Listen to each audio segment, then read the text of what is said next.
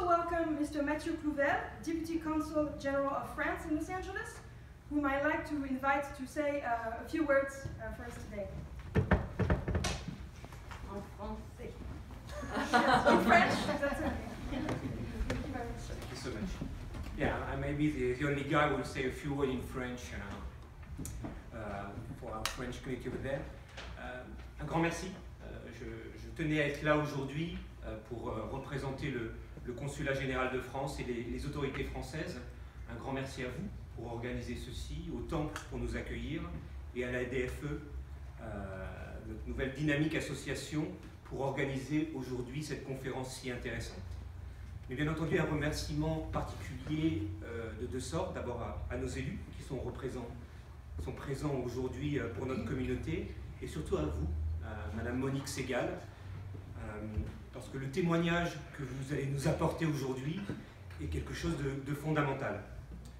Fondamental parce que plusieurs décennies, plus de 7 décennies après la Shoah, il y a une grande interrogation qu'on a maintenant, que ce soit en France, aux États-Unis ou en Israël, sur comment est-ce qu'on peut transmettre.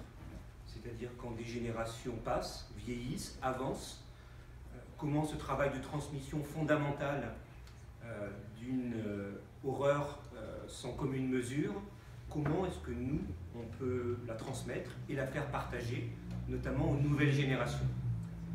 C'est un débat d'autant plus fort que partout dans le monde, que ce soit aux États-Unis, en Europe ou dans de nombreux pays, on est confrontés tous à une montée sans précédent depuis les années 30 et 40 de l'antisémitisme. C'est quelque chose que nous devons combattre et qui est multiforme. On a un antisémitisme d'extrême droite, traditionnel, classique. On a un antisémitisme naissant d'extrême gauche. Et on a un antisémitisme traditionnel des religions, que ce soit la religion parfois catholique, et dans la religion musulmane, poussée par les tensions autour du conflit entre Israël et Palestine. Et donc nous, en tant qu'autorité française et représentants de l'État français, c'est une remise en cause fondamentale, parce que quelque chose qu'on pensait ne plus jamais revoir, qu'on a combattu depuis toujours, est en train de renaître et réapparaître. Il y a plusieurs présidents et premiers ministres français qui ont dit récemment « La France, sans la communauté juive, n'est plus la France ». Donc si là on échoue, ce n'est pas simplement un échec pour la communauté juive, mais c'est un échec pour la société française et c'est un échec pour notre République. Donc ça signifie une mobilisation de tout instant.